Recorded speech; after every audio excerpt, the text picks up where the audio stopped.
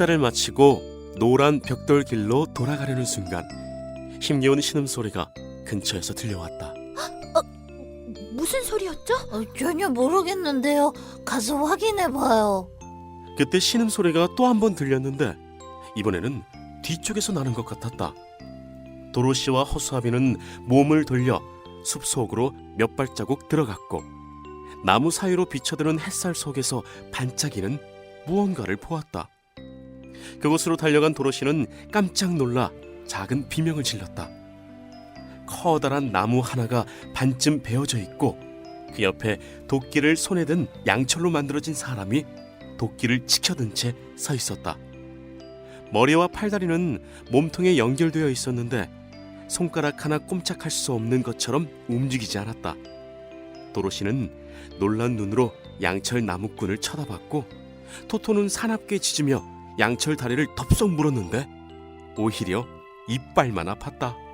당신이 소리를 냈나요? 맞아요. 내가 그랬어요. 1년이 넘게 말이죠. 소리를 듣고 도와주는 사람이 아무도 없었어요. 내가 뭘 도와드리면 되죠? 기름통을 가져와서 연결 부위에 기름을 부어주세요. 관절이 너무 녹슬어서 전혀 움직일 수가 없어요. 기름칠을 하면 예전처럼 잘 움직일 수 있을 거예요. 오두막 선반에 기름통이 있어요. 도로시는 곧장 오두막으로 달려가서 기름통을 찾아왔다. 관절이 어디죠? 먼저 목에다 뿌려줘요.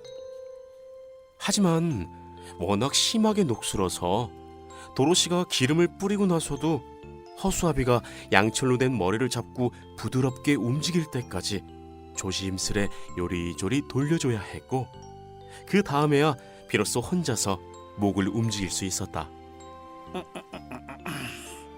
이번엔 팔에다 뿌려주세요. 도로시가 팔에 기름을 뿌리자 허수아비가 팔을 살살 굽혔다 폈다 해주며 새 것처럼 잘 움직이게 도와주었다. 양철 나무꾼이 만족스러운 듯 한숨을 내쉬더니 치켜들고 있던 도끼를 내려 나무에 기대 놓았다. 휴, 정말 살 것 같군요. 녹슬고 나서 계속 도끼를 들고 있었는데 이제야 내려놓다니 정말 기뻐요. 이제 다리에만 뿌리면 예전이랑 똑같아지겠어요. 도로시와 허수아비가 양철 나무꾼의 다리에 기름을 뿌려 자유롭게 움직일 수 있게 해주었다. 고마워요, 고마워요. 당신들이 길을 지나지 않았다면 난 평생 여기 서 있었을지도 몰라요. 그러니 생명의 은인이나 다름없어요. 그런데 이곳엔 어쩐 일이죠? 우린 위대한 오즈를 만나러 에메랄드시로 가는 길인데 나무꾼님 오두막에서 하룻밤을 묵었답니다. 허허허, 오즈는 만나서 뭐 하려고요? 캔자스로 보내달라고 할 거예요. 허수아비는 오즈에게 뇌를 넣어달라고 부탁할 거고요. 오즈가 나한테도 심장을 줄 수 있을까요? 아마 그럴걸요? 허수아비에게 뇌를 줄 수 있다면 심장도 문제 없을 거예요. 그렇겠지요? 그럼 두 분이 길동무로 받아준다면 나도 에메랄드 시로 가서 오즈에게 도와달라고 부탁하고 싶어요. 좋아요. 같이 가요. 네, 함께 가면 좋을 것 같아요. 그래서 양철 나무꾼은 어깨에 도끼를 둘러매고 모두와 함께 숲을 지나 노란 벽돌길이 나올 때까지 숲길을 걸었다. 바구니에 기름통을 넣어도 되겠어요? 비를 맞아서 녹이라도 쓸게 되면 기름통이 꼭 필요하거든요. 아무튼 여행길에 새 친구가 생긴 건 잘된 일이었다. 다시 길을 떠난 지 얼마 못 가서 나뭇가지들이 빽빽하게 길을 덮어 도저히 지나갈 수 없는 길이 나왔다. 양철 나무꾼이 모두 지나갈 수 있게 도끼를 휘둘러 나뭇가지들을 휙휙 쳐냈다.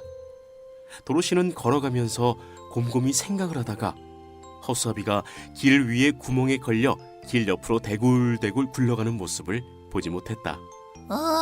도로시, 나 좀 일으켜줘요.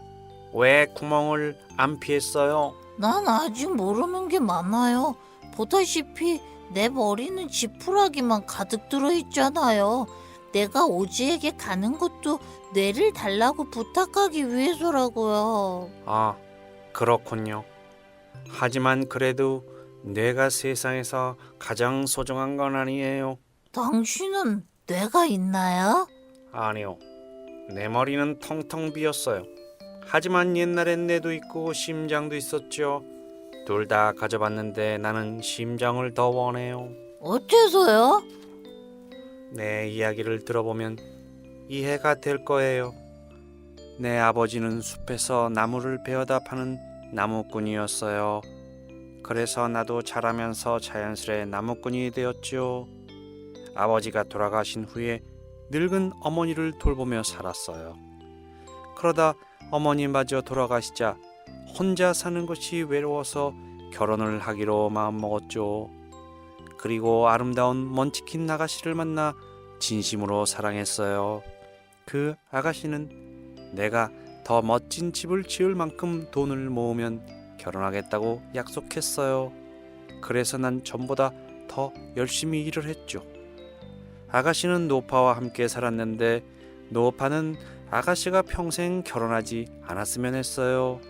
워낙 게으른 사람이라 아가씨가 자기랑 계속 살며 요리와 살림을 해주길 바랐던 거죠. 그래서 노파는 동쪽 마녀를 찾아갔고 나쁜 마녀는 내 도끼에 마법을 걸었어요. 정신없이 도끼질을 하고 있던 어느 날 도끼가 갑자기 손에서 미끄러지더니 내 왼쪽 다리를 베고 말았지요.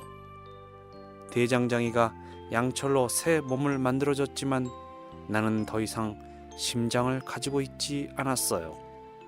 그런데 어느 날 기름칠하는 것을 깜빡 잊고 나갔는데 비가 왔고 관절이 녹슬어 버리겠다는 생각을 미처 하기도 전에 숲속에서 굳어버렸어요. 얼마나 끔찍했는지 몰라요. 그곳에 1년을 서 있는 동안 난 내가 잃은 것이 무엇일까 곰곰이 생각했어요. 그것은 심장이었어요. 사랑에 빠졌을 때 난 이 세상에서 가장 행복한 남자였어요. 하지만 누구도 심장이 없는 사람을 사랑할 수는 없어요. 오지가 이 소원을 들어준다면 난 아가씨를 찾아가 결혼할 생각이에요. 그래도 난 심장 대신 뇌를 부탁할 거예요. 바보는 심장이 있어도 그거를 뭘 해야 할지 모르니까요. 그래도 난 심장을 얻을 거예요. 뇌는 사람을 행복하게 만들어주지 못해요. 세상에서 가장 소중한 건 바로 행복이라고요. 도로시는 아무 말도 하지 않았다. 두 친구의 말 중에 누구 말이 맞는지 알쏭달쏭했다. 도로시는 캔자스의 M 아줌마에게 돌아가기만 한다면 양철 나무꾼과 허수아비에게 심장이나 뇌가 있든 없든 아무 상관없었다. 도로시가 가장 걱정하는 것은 빵이 다 떨어져 간다는 것이었다. 자신과 토토가 한 끼만 더 먹으면 바구니가 텅 빌 것 같았다. 양철 나무꾼과 허수아비는 아무것도 먹지 않아도 괜찮지만 도로시는 양철이나 지푸라기로 만들어지지 않아서 먹지 않으면 살 수가 없었다.